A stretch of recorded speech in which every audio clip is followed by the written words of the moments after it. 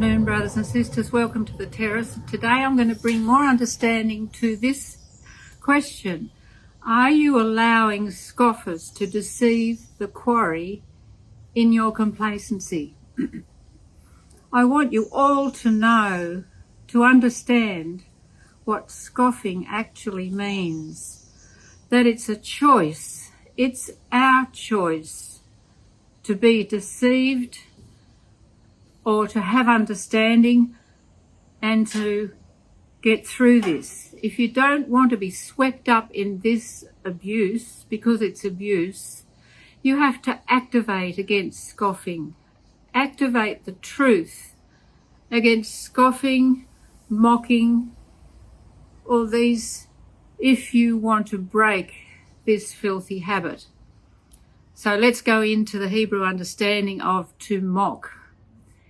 It means to deride, to cheat, deal deceitfully, deceive, mock, to make mouths at. That is, to scoff, meaning fool, to make a mock, mocker, scorn, scorner, scornful, teacher, to speak unintelligibly, to laugh, to scorn, stammering, to affect thoroughly. Someone likes to affect and have people on and just play around. Specifically to glean. What does glean mean? It means, in a bad sense, gathering information, picking up things, collecting, making lists of what you can see, you know, you want to use. To overdo something, to be extreme. To maltreat, to be saucy, to sexy, saucy, pain, to impose, to abuse, affect, child, to be childish, defile, do, practice thoroughly, work wonderfully. Also to laugh outright, in merriment or scorn. When people tell an amazing, mocking, sarcastic, scornful joke, they just think it's so funny. To sport, laugh, mock, play, make sport. To disparage, that is ridicule, belittle or degrade, mock, scorn, scoff, scorn. To laugh in pleasure or detraction. Detract means maliciously damaging someone's reputation or their worth, like they're no good, they're nothing, they're no use.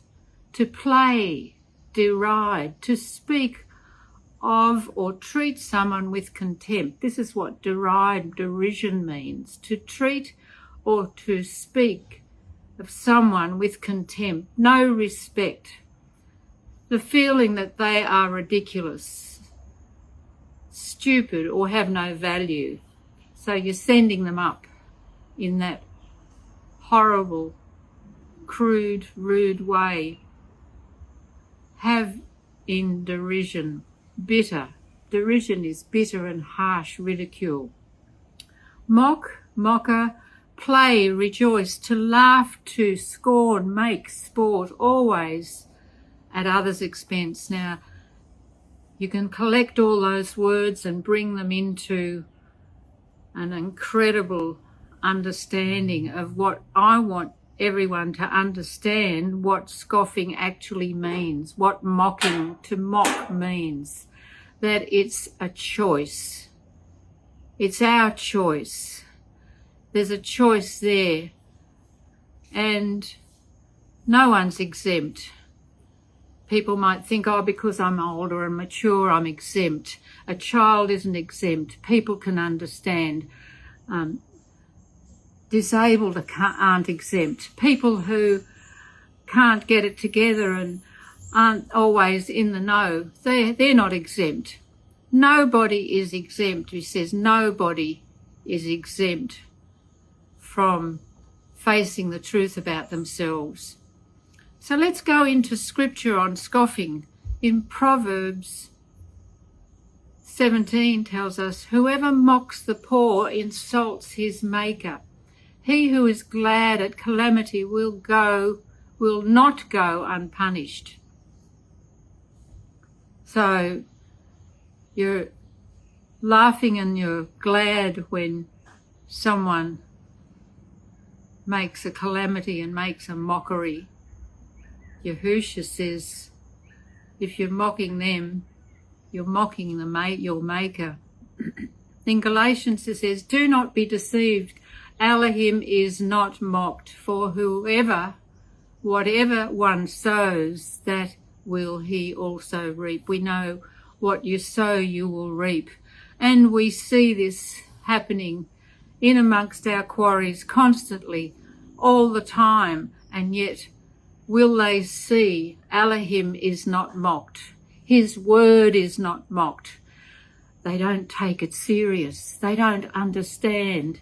You can't go against your Creator, because what you sow, you will reap. Whether you face it or not, it still happens. It's still there in front of you. In Isaiah it says, whom are you mocking? Against whom do you open your mouth wide and stick out your tongue? Are you not children of transgression, the offspring of deceit? Here you have this seriousness, this word coming at us today. Are we in this state? Are we allowing scoffers to deceive the quarry in our complacency? In Isaiah, it tells us, are you not children of transgression if you haven't cleaned out and you're going against and you won't be disciplined? The offspring of deceit. You're deceived and you won't face the truth. You won't get in line. Well, this is what goes on in boot camp and is to keep going on until we are proved righteous. Proverbs, many scripture in Proverbs, and I'll read them. A scoffer does not like to be reproved. He will not go to the wise. He hates being reproved. He hates being disciplined. A scoffer seeks wisdom in vain, but knowledge is easy for a man of understanding. A scoffer seeks wisdom in vain. He'll never find it. But knowledge is easy for a man of understanding. Leave the presence of a fool, for there you do not meet words of knowledge. The wisdom of the prudent is to discern his ways, but the folly of a fool is deceiving. Fools mock at the guilt offering, but the upright enjoy acceptance.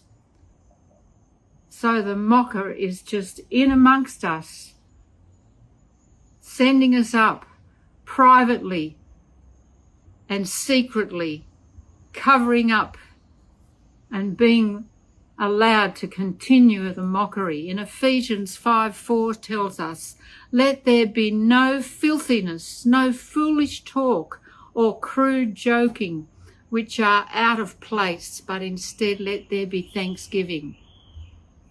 How much thanksgiving goes on amongst the believers. Let's have this. Let's get to this. Let's move in this, in the quarries. This is where the polishing and the shining and the cutting and the final details are taking place in our behaviour. Leave the presence of a fool, for there you do not meet words of knowledge, in Proverbs 14. Leave the presence of a fool. In 2 Chronicles, but they keep mocking the messengers of Alahim, despising his words and scoffing at his prophets, until the wrath, the anger of Yahuah rose against his people, until there was no remedy. There you have it. This has been ongoing, this wicked spirit in Matthew 5. Blessed are you when others revile you and persecute you and utter all kinds of evil against you falsely on my account. So they're going to be doing this to you if you follow and you stick with Yahusha, if you become disciplined and you're following his truth all the way. In Jude, They said to you, in the last time there will be scoffers following their own ungodly passions. In the last days there will be scoffers following their own ungodly passions, mocking, sending you up, mockers. Proverbs says, scoffer is the name of the arrogant, haughty men who acts with arrogant pride. They walk around and nothing can touch them because they have something better than anyone else. No one can touch them. They're covered. They're looked after. They're protected. No one can get near them because they have this arrogance. Do not reprove a scoffer, or he will hate you. Reprove a wise man, and he will love you. Well, isn't this true?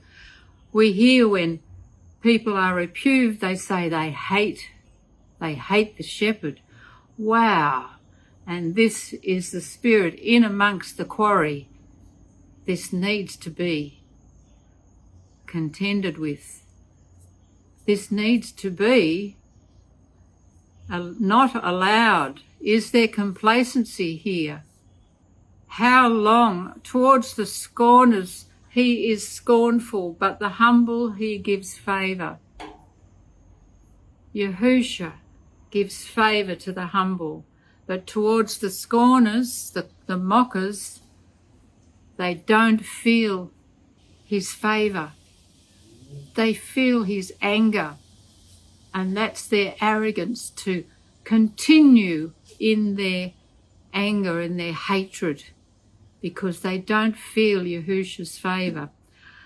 And the scripture said, how long, O simple ones, will you love being simple? How long will scoffers delight in their scoffing, and fools hate knowledge? And we live in amongst this all the time, and yet we've been told to clean out. The quarry is the place, the boot camp is the place. Before they go into the quarry, the boot camp.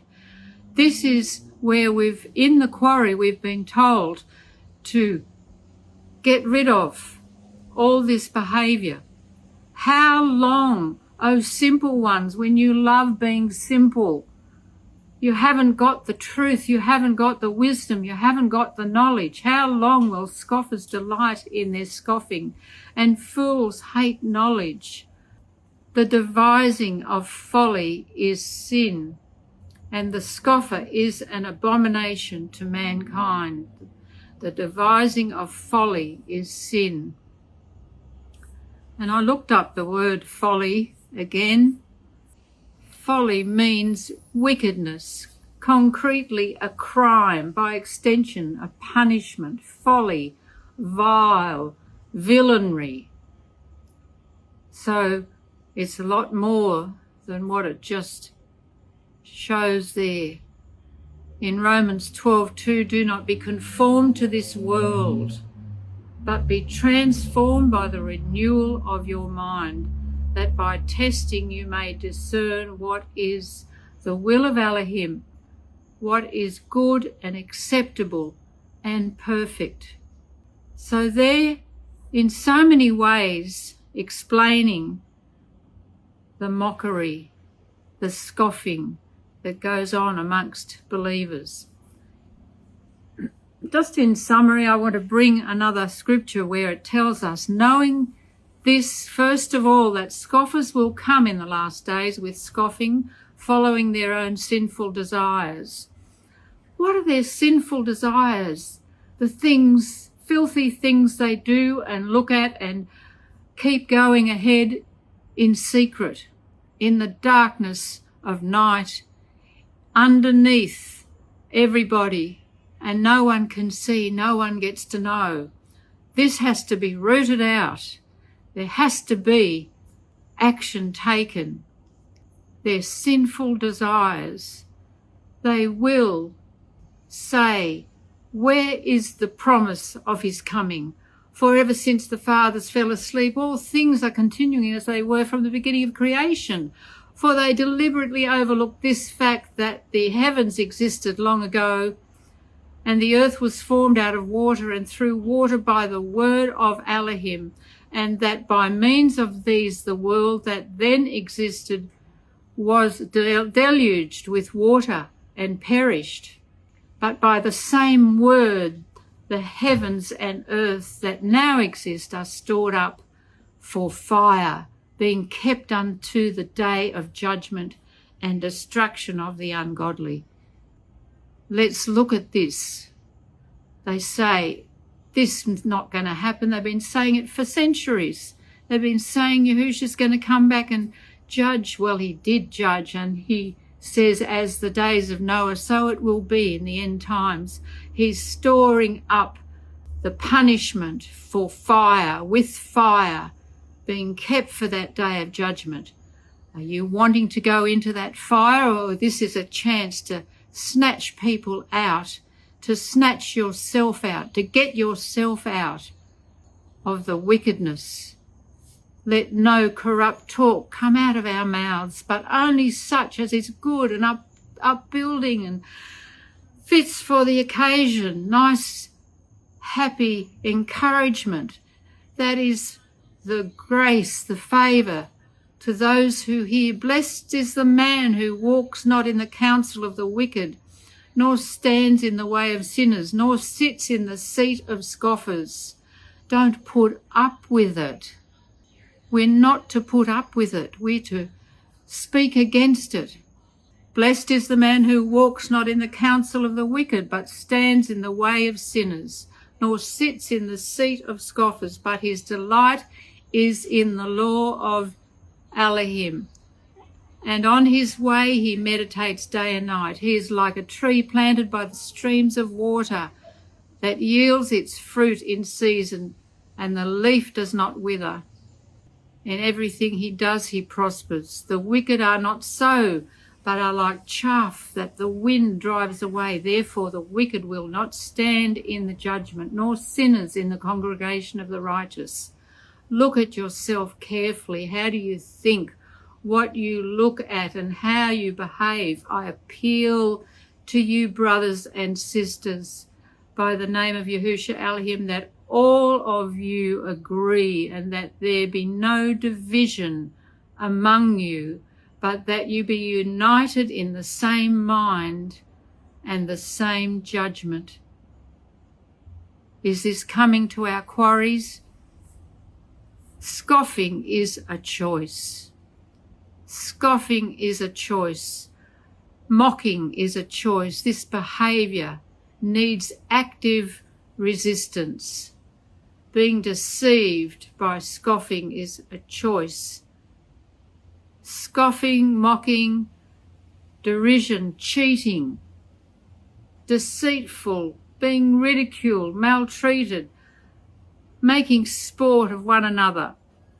There's consequences and divine judgment. Yahusha cannot be mocked. People reap what they sow. The scoffers are defined as arrogant and haughty, and they're driven by unhealthy passions, filthy passions. They reject discipline.